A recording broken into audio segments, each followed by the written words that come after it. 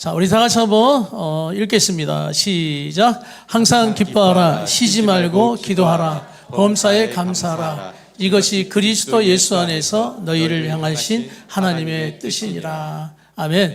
분명하게 하나님의 뜻을 우리에게 말씀해 주셨죠. 너희를 향하신 하나님의 뜻이니라. 기뻐하라. 우리의 감정의 요소이기도 합니다. 쉬지 말고 기도하라. 또 범사에 감사하라. 우리 말에 관한 것들이죠. 기도하는 것도 말, 범사에 감사하는 것도 우리의 마음과 감정이지만 결국 이것은 또 말로 나오는 것들이죠.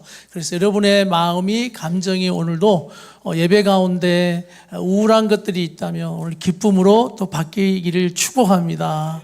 그래서 우리 기쁨의 회복이 막 있어야 돼요. 또 기도의 말, 또 감사의 우리의 마음과 풍성한 우리의 마음과 말이 우리에게 쏟아져 나오는 삶이 하나님 우리를 향하신 뜻이다라고 말씀합니다. 우리 한번 넘겨보시죠.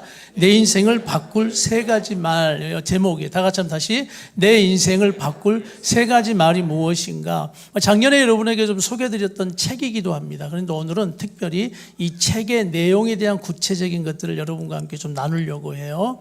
자, 우리가 국어사전에 보니까요, 이 말이 있더라고요. 말본새. 말본새. 아이고, 저거 말본새 좀 봐라. 이게 있죠. 여러분, 이게 표준어였어요. 표준어. 그래서 말하는 태도나 모양새를 뭐라고 한다고요? 말본새. 여러분은 말본새가 좀 어떻습니까? 이 말본새가 좀 어떤가 한번 우리가 돌아볼 필요가 있어요. 근데 이 말본새는 어디에서 나오냐면요, 모국어에서 나옵니다. 모국어. 여러분, 모국어가 한국어죠. 우리는 한국에 태어났기 때문에 한국어죠. 그런데 이 모자를 여러분 보시겠어요? 무슨 모자죠? 그렇죠. 우리가 모국어라고 말하는 건 부모에게 받은 언어를 이야기합니다. 그래서 우리가 한국어를 쓰는 것도 중요한데, 이제 우리가 말하는 이 말본새, 당신의 말이 왜 그런 본새로 말을 하고 살아가느냐, 예쁜 말 하느냐, 그렇지 않느냐의 이 말본새는요, 누구로부터 온 거냐면 사실 부모로부터 온 영향이 너무 크다라는 거죠. 그래서 부모로부터 너무 일관적으로, 반복적으로, 지속적으로 들어오다 보니까 우리가 그 말 본새를 많이 닮아 있어요. 욕을 잘하는 부모 밑에 자라는 자녀들은 욕할 확률이 거의 100%입니다. 성질나면 욕이 나오게 되어져 있어요. 조심하셔야 돼요. 그래서 여러분의 말 본새가 오늘 우리가 우리의 인생을 바꿀 그런 세 가지 말, 은혜의 말들로 바뀌는 시간이 되길 바랍니다. 내 인생을 바꿀 세 가지 말, 마크 베테스 목사님이 지으신 이 책 제목인데요. 이 내 인생을 바꿀 세 가지 말이 무엇이냐? 다 같이 하겠습니다. 시작. 부탁합니다. 미안합니다. 고맙습니다. 이 세 가지 말이라고 하는 거예요. 그리고 please, 그리고 sorry, thanks, 감사합니다. 고맙습니다는 감사함이죠. 그래서 이것을 이렇게 한번 우리가 봅시다. 겸손과 배려가 부탁합니다. 미안합니다는 공감과 용서고, 고맙습니다, 감사는요, 감사와 베품의 언어입니다. 그러니까 이 세 가지가 우리 인생을 살리고 영혼을 살린다니까요. 다 같이 세 가지 다시 한번 시작. 부탁합니다. 미안합니다. 고맙습니다. 그 내용을 한번 우리가 살펴보기를 원합니다. 시작. 당신이 어떤 말을 주로 하는지 그 목록을 만들어 보라. 당신의 말은 화해하게 하는가 아니면 분열을 낳는가? 당신의 말은 격려하는 말인가 아니면 낙심시키는 말인가? 당신의 말은 도움이 되는가 아니면 상처를 주는가? 당신의 말은 축복인가 아니면 저주인가? 당신의 삶 속에서 가장 크게 들리는 목소리는 무엇인가? 당신이 자신을 비난하는 목소리인가? 세상 문화의 냉소적인 목소리인가? 원수 마귀가 정죄하는 목소리인가? 아니면 성령의 조용하고 세미한 음성인가? 우리 존재는 듣는 대로 형성된다. 이 책의 서문이에요. 듣는 대로. 그러니까 우리가 날마다 예배 가운데 와서 말씀을 듣는 것이 얼마나 여러분 소중하고 귀한 시간인지 아십니까? 왜냐하면 이 말씀은 하나님의 말씀인 것을 믿습니다. 그래서 하나님의 이 말씀이 들려질 때 우리가 들었던 이런 목록들, 부정적인 것들이 떠나가고 물러가고 그것이 하나님의 은혜의 것들로 여러분 변화된다는 것을 믿으시길 바랍니다. 그래서 하나님의 말씀을 듣는 시간이 여러분에게 너무 중요해요. 그래서 여러분 귀를 열어야 합니다. 마음을 열어야 합니다. 자, 우리 같이 첫 번째인데 다 같이 시작. 부탁합니다. 제가 읽을게요. 무엇보다도 겸손의 자세입니다. 부탁합니다는 그 무엇도 당연하게 여기지 않는 겁니다. 부탁합니다는 일말의 특권의식도 품지 않는 겁니다. 부탁합니다는 다른 사람을 어떻게 귀하게 여기는 겁니다. 부탁합니다고 말할 때 존경과 존중의 문화가 이루어집니다. 부탁합니다는 눈에는 눈, 이에는 이로 반응하지 않고 평화를 퍼뜨립니다. 부탁합니다는 남에게 우위를 양보하는 것입니다. 부탁합니다는 겸손의 자세입니다. 부탁합니다는 자신의 취향을 내려놓는 것입니다. 부탁합니다는 남에게 우선권을 주는 것입니다. 예수님은 다른 사람을 섬기는 사람이 큰 자라고 하셨습니다. 어쩌면 가장 많은 힘을 가진 자가 부탁합니다를 가장 자주 해야 하지 않을까요? 자기 뜻대로 할 힘이 있다 해도 우리는 부탁합니다라고 말해야 합니다. 이게 얼마나 존중의 언어인지 몰라요. 그래서 특히 우리 부모들이 자녀들에게 어떤 표현을 쓸 때 우리 자녀들의 자존감이 높아진다? 부탁합니다예요. 부탁해라고 하는 거예요. 이거 좀 해라고 명령조가 아니라 어떤 거라고요? 부탁합니다. 이게 겸손의 모습입니다. 그래서 옆에 분에게 연습하겠습니다. 부탁합니다. 힘이 있으면 있을수록요. 그리고 교회 안에서도 아마 우리 자녀 세대가 청년들이 우리 남성교회나 여전도에게 우리 아버지 어머니들에게 이런 표현을 많이 쓰거든요. 부탁합니다. 맨날 우리 윤재권 집사님 쫓아다니면서 고쳐주세요. 부탁합니다. 아마 윤 집사님만 보면 맨날 고쳐달라는 말만 이렇게 하는 거예요. 부탁합니다. 그런데 보면 우리 어른들이 부탁합니다라는 말을 들으면서 굉장히 우리 자녀 세대는요 존경의 언어이기도 합니다. 집사님 부탁합니다. 목사님 부탁합니다. 라고 하는 이 존경의 언어. 내가 필요하구나. 내가 필요하구나. 이게 굉장히 중요한 거예요. 그래서 힘이 있으면 있을수록, 내가 권위자면 권위자일수록 이런 부탁합니다는 우리 아이들을 살리고 함께 더 하나님의 은혜의 말들이 되어진다는 거죠. 자, 그 무엇도 당연하게 받아들여서는 안 됩니다. 우리는 빌린 시간으로 살고 있기 때문이에요. 우리는 빌린 숨으로 숨쉬고 있습니다. 우리 재능도 하나님께 다 빌린 거예요. 잠재력은 하나님이 우리에게 주신 선물이고 우리가 이 잠재력을 하는 일을 곧 하나님께 돌려드리는 우리의 선물이에요. 부탁합니다는 나의 자아를 내려놓는 것입니다. 부탁합니다는 사람들이 잘하고 있는 점을 알아봐 주는 것입니다. 부탁합니다는 뒤에서 다른 사람 칭찬하는 것입니다. 부탁합니다는 모든 사람을 항상 사랑하는 것입니다. 또 한 번 연습하는 거예요. 옆에 분에게 부탁해, 부탁합니다. 이거 연습, 다 같이 합시다. 연습만이 살 길이다. 여러분 막 은혜 받거든요. 5월달 보면 막 목사님이 앞에서 5월달 특별 테마의 그런 설교, 주제 설교하면 맞아 저 문 열고 가면 다 까먹어요. 그대로 여러분이 익숙한 대로 습관처럼 하고 있는 거예요. 예스 법칙, 예스 네 하십시오. 청년들 먼저 네 하십시오. 그리고 어니스트 생각하고 진지하게 제안하십시오. 서제션. 아무리 이야기해도 돌아서면 뭐 시키면 안 해. 그러고 가. 하여튼 안 해 이렇게 막 이렇게 하는 사람은 그냥 방 안에다가 가둬놓을 거예요. 그러니까 다 같이 합시다. 네. 다 같이 연습만이 살 길이다. 저도 연습하는, 지금도 연습해. 지금도 아내와 연습하고 자녀들과 연습하고 성도들과 연습하고. 여러분 그래서 우리가 연습하고 훈련하는 경건의 영성이 강해져야 살 수 있다는 것을 여러분 꼭 기억하시길 바랍니다. 그래서 하여튼 연습해요. 부탁합니다. 배웠으니까 또 우리가 해보는 거예요. 두 번째는 미안합니다. 다 같이 합시다. 미안합니다.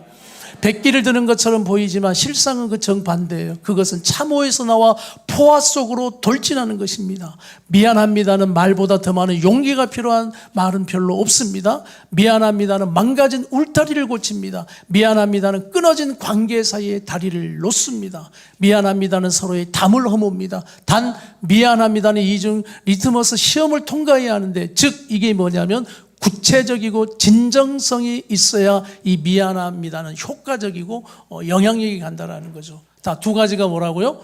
구체적, 무엇이 미안한가의 내용, 그리고 진정성, 미안합니다, 정말 죄송합니다라는 이 진정성이 있을 때 오늘 망가진 울타리를 고치고 끊어져 버린 관계를 다시 회복시켜주는 이 미안합니다가 우리에게 여러분 삶이 되어야 합니다. 다 같이 또 옆에 분에게 우리 연습합시다. 미안합니다.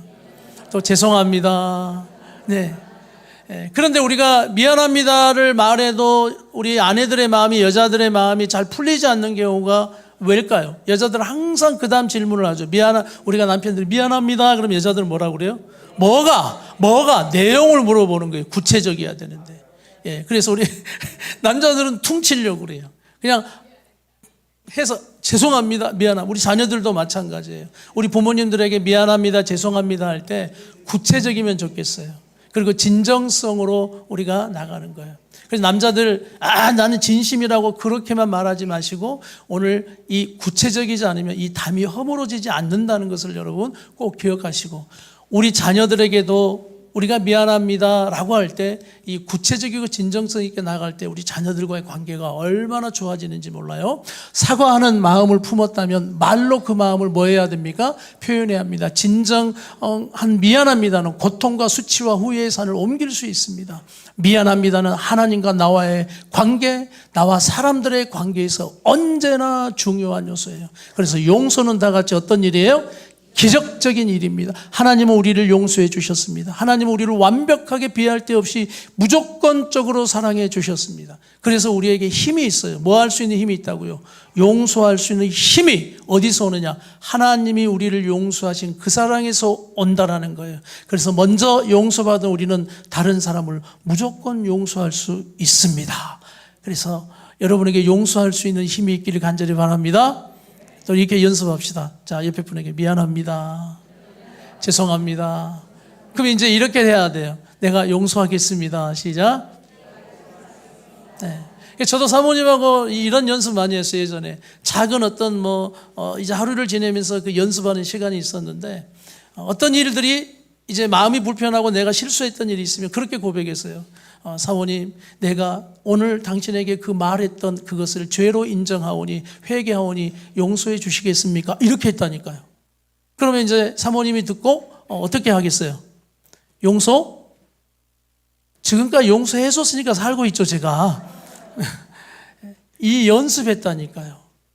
그 작은 것을 내가 죄로 인정하고 회개합니다. 당신이 나를 용서해 주시겠습니까?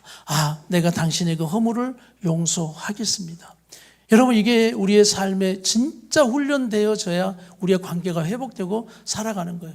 우린 여러분, 나이가 들어가면서 저는 나이 들어가면은 더 많은 마음이 넓어져서 다 이해할 줄 알았어요. 그러니 점점 넓었던 마음이 나이가 들어가니까, 우리 장로님 어떻게 되셔요?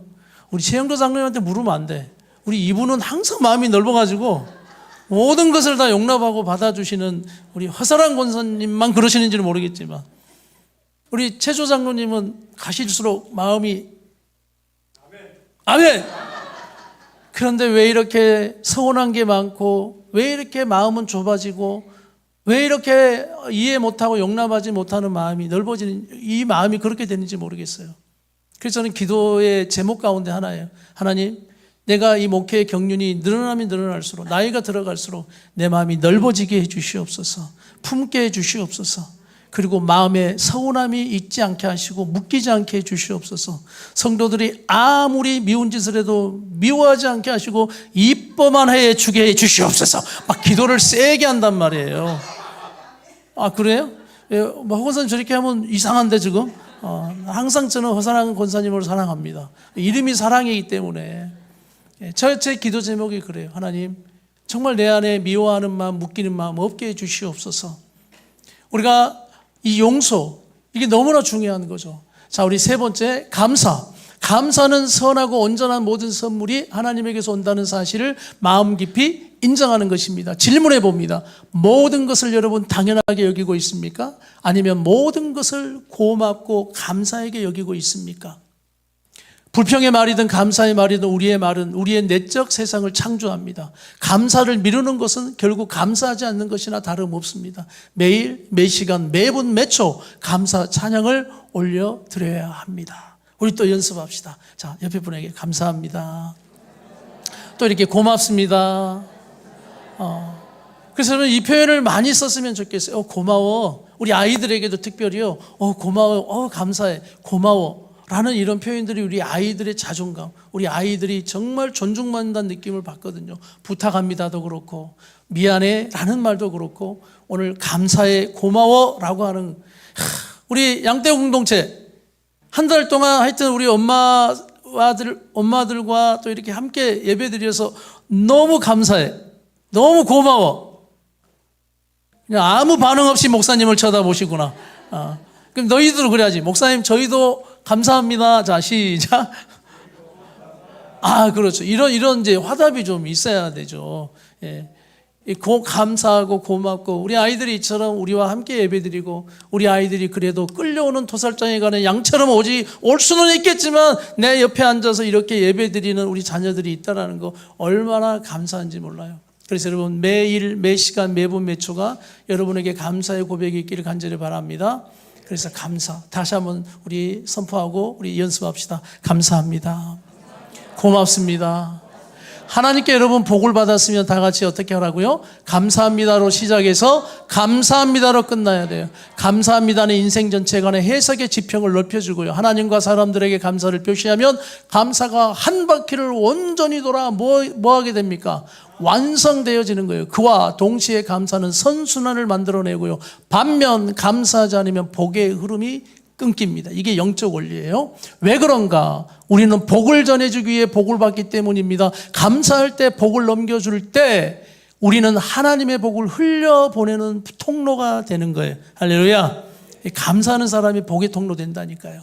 자, 우리는 복을 전해주기 위해 복을 받았습니다. 하나님이 우리를 위해 행사하시는 일은 결코 우리 자신만을 위한 것이 아니에요. 그것은 언제나 누구를 위한 거라고요? 다른 사람을 위한 것입니다. 하나님은 우리의 생활 수준을 높이기 위해 우리에게 복을 주시지 않습니다. 어떤 수준? 하나님은 우리의 어떤 수준이에요? 나눔의 수준을 높이기 위해서 복을 주시는 것입니다. 단순히 복을 세어보는 것에서 그치지 않고 다른 누군가에게 그 복을 어떻게 넘김으로써 은혜를 갚기를 소망합니다. 기쁨은 내가 원하는 것을 얻는 것이 아닙니다. 내가 가진 것에 감사할 때 기쁨이 찾아옵니다. 다 같이 한번 읽겠습니다. 시작. 기쁨은 내가 원하는 것을 얻는 것이 아닙니다. 내가 가진 것에 감사할 때 기쁨이 찾아옵니다. 아멘. 그래서 여러분, 받은 복을 세어보세요. 어떤 우리 집사님이 그러시더라고요. 막 남편이 뭐라고 하니까 받은 복을 세워봐, 받은 복을 세워봐 이렇게 하더라고요. 그래서 저는 오늘 이 말씀처럼 받은 복을 세어보는 것도 너무 감사하고요. 그러나 이 받은 복을 세어보는 그 수준에서 우리가 그 누군가에게 그 복을 넘김으로써 은혜를 갚는 우리 복의 통로가 다 되기를 축복합니다. 여러분, 어떻게 하면 친밀한 관계를 맺을 수 있을까? 어떻게 하면 실수를 바로잡을 수 있을까? 어떻게 하면 트라우마를, 상처를 극복할 수 있을까? 어떻게 하면 진정한 행복을 찾을 수 있을까? 어떻게 하면 가정 분위기를 좋게 할 수 있을까? 어떻게 하면 일터의 문화를 개선할 수 있을까? 어떻게 하면 좋은 친구를 얻고 사람들에게 선한 영향력을 미칠 수 있을까? 그러니까 이것이 인생의 고민이기도 하고 또 원함이지 않습니까? 여러분 어떻게 해요? 오늘 바로 여러분의 그 말이 바뀌기를 축복합니다. 다 같이 부탁합니다. 미안합니다. 고맙습니다를 잘하면 됩니다. 그래서 물론 이런 말을 앵무새처럼 반복하는 게 무슨 소용이겠어요? 말하는 대로 우리가 뭐한다? 실천하고. 여기서 하나 제가 덧붙이는 거, 뭐만이 살 길이다? 다시 한번, 뭐만이 살 길이다? 연습만. 대화하는 것도 연습, 우리의 감정을 나누는 것도 연습. 왜냐하면 여러분이 이미 나쁜 습관이 익숙해진 여러분 죄인들이에요. 우리는 그런 사람들이에요. 그래서 다 같이 합시다. 나는 이것이 안 되는 죄인입니다. 죄인이에요. 그런데 우리 모두는 아직까지도 내가 의인이에요, 의인. 나는 의인, 너는 죄인. 오늘 이 말씀처럼 우리가 연습하고 실천할 때 사는 겁니다. 이런 말이 삶의 방식이 되고 우리의 원칙이 되어야 하는 거예요. 여러분, 우리가 세상을 바꿀 수 있고 가정을 바꿀 수 있는 여러분 믿음의 주인공들임을 믿습니다. 여러분 어떻게 해요? 바로 우리의 말, 이 말이 바로 말씀이 하나님께서 말씀으로 세상을 창조하셨듯이요. 이 말은 능력이 있기 때문입니다. 그리고 하나님의 형상대로 닮은 우리에게 이 말을 주셨어요. 이 말로 영혼을 죽이라고, 이 말로 비난하고 살라고, 이 말로 그렇게 마음을 상하게 하고 모든 것을 분열시키고 깨트리라고 주신 말이 아니에요. 오늘 여러분에게 주신 이 말, 선한 하나님의 말이 되어져서 하나님의 말씀으로 창조, 빛에 있으라. 이 땅의 모든 것을 말씀으로 창조하실 때 보이지 않았지만 보이는 역사가 있었던 것처럼 여러분의 마을은 보이지 않지만 그 마을이 오늘 현실로 나타나게 하는 놀라운 능력이라는 것을 다시 한번 깨닫는 우리 모두가 되길 바랍니다. 그래서 이 말 바꾸셔야 돼요. 이 말이 다시 회복되셔야 돼요. 그러기 전에는 우리의 가정에 일이 일어나지 않아요. 회복이 일어나지 않아요. 우리 자녀들이 잘 되는 일이 없어요. 결국 여러분의 말을 닮아서 우리 아이들의 말 본새가 어떻게 되고 그들의 모국어가 어떻게 되어 살아갈 것이냐. 오늘 우리의 모든 말 본새가 하나님의 말씀으로 회복되어지고 아름다운 말 본새가 되기를 축복합니다. 다 같이 시작! 부탁합니다. 미안합니다. 고맙습니다. 그래서 우리가 이 운동을 계속 하셔야 돼요. 다 같이 시작! 부탁합니다. 미안합니다. 고맙습니다. 이것은 겸손과 배려, 공감과 용서, 감사와 베품이고 기도의 언어, 회개의 용서의 언어, 감사와 찬양의 언어인 것입니다. 아멘. 기도하겠습니다. 하나님 아버지,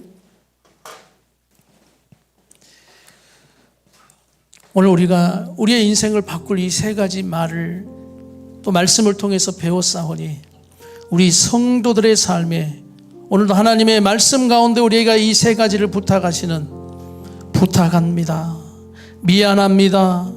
고맙습니다. 감사합니다.